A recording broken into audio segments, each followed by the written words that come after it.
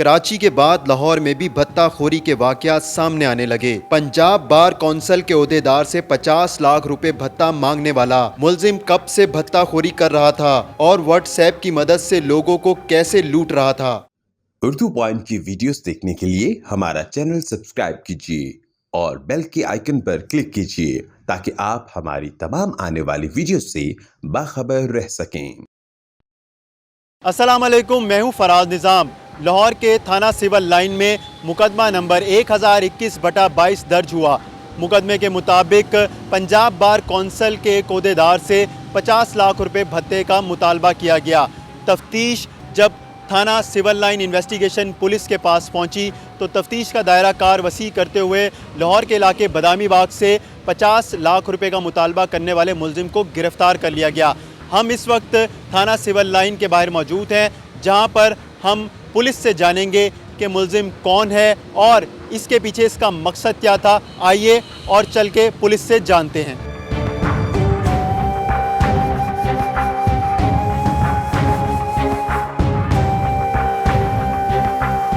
नाज़रीन, हमारे साथ भत्ताखोरी में मुलविस मुलजिम मौजूद है। क्या नाम है आपका? मोहम्मद उज़ैर। उज़ैर, कहाँ से ताल्लुक़ है आपका, क्या करते हो और ये क्यों 50 लाख रुपए भत्ता लेने की ज़रूरत पड़ गई आपको? मैं बदामी बाग का रहायशी हूँ। मैं बटाला स्टील मिल में recovery agent as LC opening का काम कर रहा था और ये मैं व्हाट्सएप फेक यूज़ करता था डाटा सेल कर लिया है। वीज़ा, पाकिस्तानी वीज़ा के नाम पर पैसे लेते थे, CRO चेक के CRO डिलीट के नाम पर फिर बाद में ब्लॉक कर देते थे। तो इसी शरारतन किसी ने मेरा उस लेटर के नीचे मेरे जो फेक व्हाट्सएप में यूज़ कर रहा था वो नंबर्स लिख दिए थे, जिसकी वजह से मैं पकड़ा गया।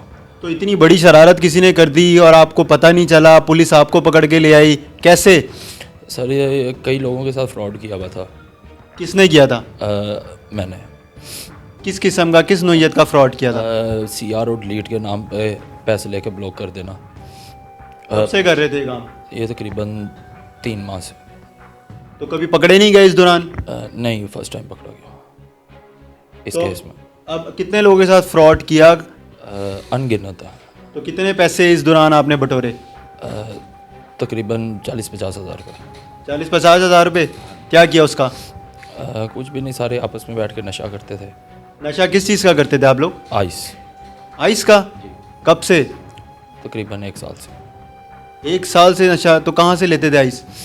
मोहल्ले में ही आम बिकते ही मोहल्ले में से खरीदते थे, बदामी बाग, दाता नगर बाज़ार में से। तो ये जो 50 लाख रुपए मुतालबा किया था भत्ते का, तो ये भी इसी अयाशी के लिए इस्तेमाल होने थे?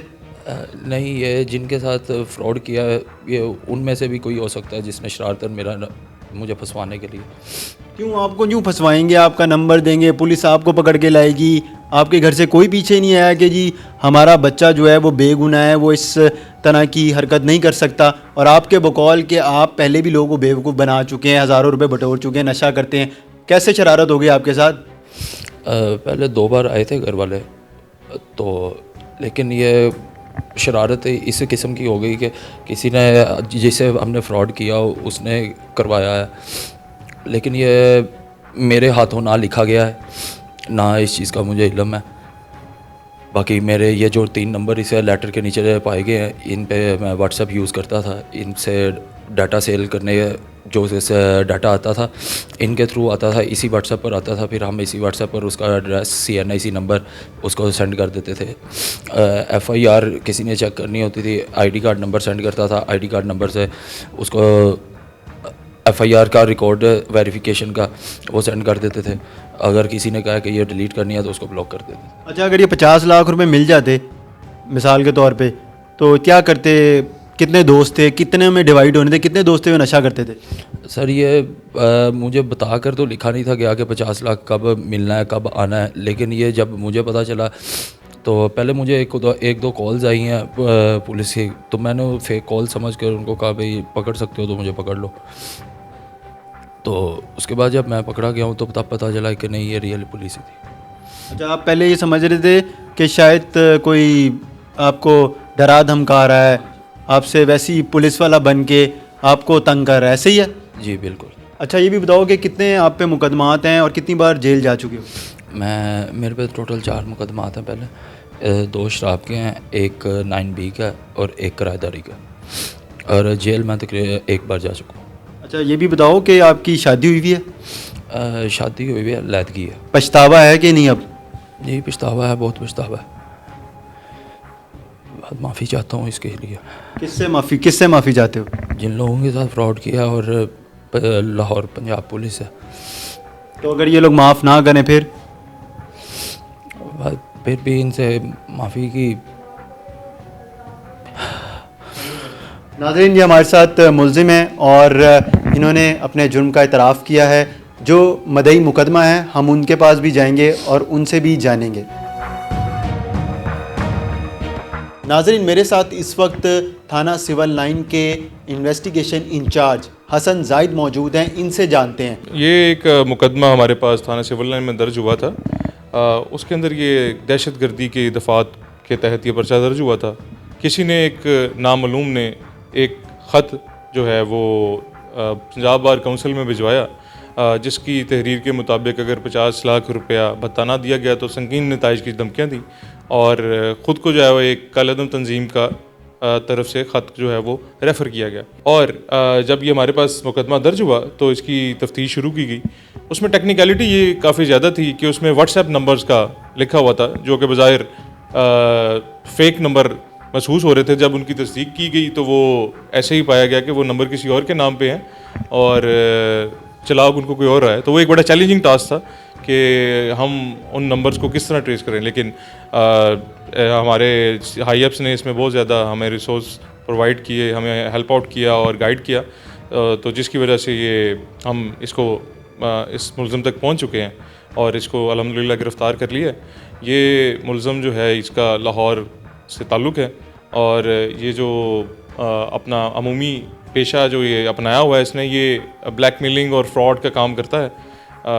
इसने जाली व्हाट्सएप अकाउंट्स बनाए हुए हैं आम शहरियों के नाम पर, और उनको इस्तेमाल करके डाटे बेचने और आईडी कार्ड्स ब्लॉक अनब्लॉक करने, पुलिस रिकॉर्ड से नाम डिलीट करने, इन चीज़ों के इवज़ ये लोगों से पैसे बटोरता है और बाद में उनको ब्लॉक करके और अगले नए शिकार ढूंढता है। जो वजह थी वो यही समझ आ रही है कि इसने ये पैसे कमाने का उसने एक तरीका अपनाया, तो जो कि अल्हम्दुलिल्लाह हमारी कोशिशों से, लाहौर पुलिस की कोशिशों से ये वो कर नहीं सका। अच्छा, ये भी बताइएगा कि मुलजिम को गिरफ़्तार करने में, ट्रेस करने में कितने दिन लगे और मुलजिम रिकॉर्ड याफ्ता है या पहली वारदात थी इसकी? जी, मुलजिम जो है ये रिकॉर्ड याफ्ता है। इस पे मंशात और शराब और इसके अलावा किराएदारी एक्ट वगैरह के इस पे FIRs ऑलरेडी हैं, उसमें जेल भी जा चुका है मुख्तलिफ़ थानों में। ये रिकॉर्ड याफ्ता है। और उसके अलावा इसने जो अमाउंट इसने मांगी उनसे वो काफ़ी ह्यूज 50 लाख रुपए अमाउंट मांगी थी। तो इसको ट्रेस करने में हमें बहुत मेहनत करनी पड़ी। ये पिछले महीने का ये FIR दर्ज है, ऑलमोस्ट 1 महीना 5-10 दिन लगे हैं हमें इसको ट्रेस आउट करने में, क्योंकि डिफ़िकल्ट टास्क था, क्योंकि व्हाट्सएप जो है वो ये फेक यूज़ कर रहा था, तो इसलिए उसमें टाइम लगा है। तो अल्हम्दुलिल्लाह हम इस पे पहुंच ही गए हैं। अच्छा, लाहौर में भी भत्ताखोरी के वाक़यात हम देख रहे हैं कि कुछ महीनों से सामने आ रहे हैं, तो इनकी तादाद कितनी है, ज़्यादा है या कम है?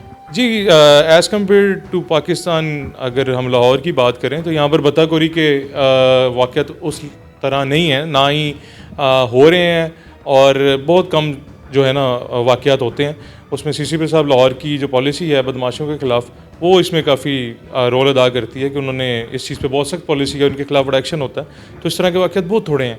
तो फिर जो वाक़यात इस सूरत हाल में होते हैं वो फिर पुलिस की बहुत ज़्यादा फोकस जो है वो अपने ऊपर डाल लेते हैं, तो फिर ये वर्कआउट होके इस तरह फिर ट्रेस आउट भी होते हैं और उनको इंशाअल्लाह ताला कैफ़रे किरदार तक भी पहुँचाएँगे, और आइंदा ताकि ऐसी कोई हिम्मत ना करें कि एक किसी प्रेस्टिजियस इंस्टीट्यूशन में इतनी ओपनली खत भेजा जाए। नाज़रीन, मेरे साथ इस वक्त पंजाब बार काउंसिल के सेक्रेटरी रफ़ाकत सोल साहब मौजूद हैं। इनसे जानते हैं। ये बताइएगा कि आपको 50 लाख रुपए भत्ते का लेटर मिला, किस तरह आप तक पहुंचा?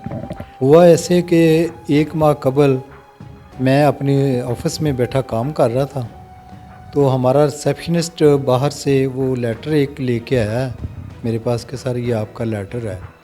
तो मैंने उसके में खोला है, तो मैंने पढ़ा, तो मैं पढ़ के तो बड़ा खौफज़दा हो गया। उसमें लिखा था कि अगर आपको अपने और अपने बच्चों की जान की हिफाजत की ज़रूरत है तो आप 50 लाख रुपया मेरे उन्होंने व्हाट्सएप नंबर दिए थे, इन नंबरों पे व्हाट्सएप पे कांटेक्ट करके 50 लाख रुपया दें। तो नीचे उन्होंने लिखा हुआ था कलदम तंजीम का नाम। तो मैंने लेटर देखा तो मैं एकदम शौक में आ गया, क्योंकि इससे पहले 1-2 माह पहले हमारा जो सेक्रेटरी था अशरफ राई साहब, वो मर्डर हुए थे।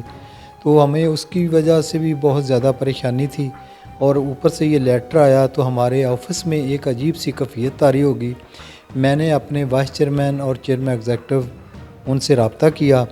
उन्होंने मुझे कहा कि आप एक तो अपना केयर करें और दूसरा फ़ौरन जाके थाने जाके इसकी रिपोर्ट दर्ज कराएं, और हम भी उनसे कांटेक्ट करते हैं। तो मैं सिविल लाइन थाने में गया हूँ, तो SHO साहब मिले मुझे बाहर गेट पे ही। तो वो मुझे फ़ौरन ऊपर ले गए, मैंने उनको सारी बात बताई है। तो वो SP साहब हैं, उनके पास चले गए, मुझे भी साथ ले गए, उनको सारा वाक़या बताया। तो उन्होंने कहा कि जी फ़ौरन FIR दर्ज कराओ और इनको सिक्योरिटी प्रोवाइड करो।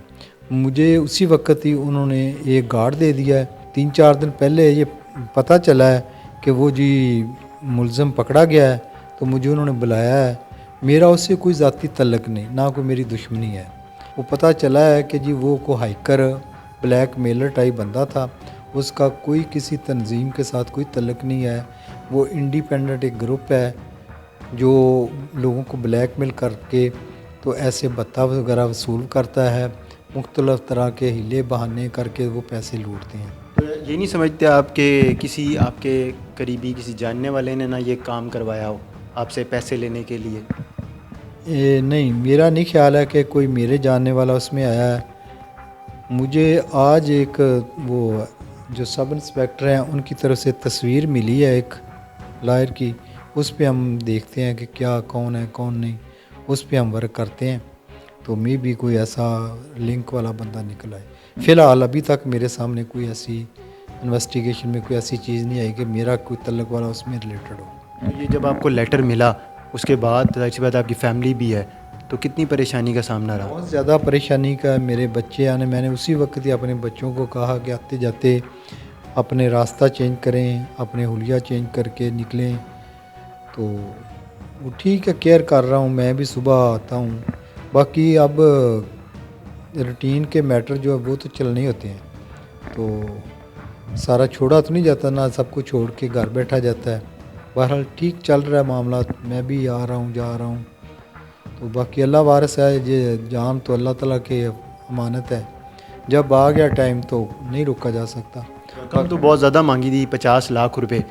तो आप अगर ऐसा होता देनी पड़ जाती तो फिर कैसे देते? देखिए, उन्होंने मेरे पर्सनल नहीं मांगी, उन्होंने एज ए अदारा के हेड के तौर पे मांगी है, ठीक है। तो ज़ाहिर है मैंने जो मैटर आना था वो हेड अपने जो हमारे हाई अप्स हैं हमने उनके आगे रखना था, फिर उनका काम होना था, जो करना था उन्होंने मैनेज करना था। मेरी तो इतनी हैसियत नहीं कि मैं ऐसा दे सकता, ना मेरे पास कोई ऐसी प्रॉपर्टी है कि मैं 50 लाख रुपया ही दे सकूँ। मुलजिम तो गिरफ़्तार हुआ है, तो मज़ीद क्या कार्रवाई के लिए आपने पुलिस को बोला है? पुलिस वो उसका रिमांड लिया हुआ है, रिमांड के बाद उसको जुडिशल करेंगे, उसका चालान बना के तो उसको कोर्ट में सबमिट करेंगे। तो फिर वो हम इंशाल्लाह उसको परस्यू करेंगे केस को और उसको सज़ा दिलाएंगे इंशाल्लाह। मैं पूरा उम्मीद हूँ कि हम पूरा इसकी पैरवी करेंगे।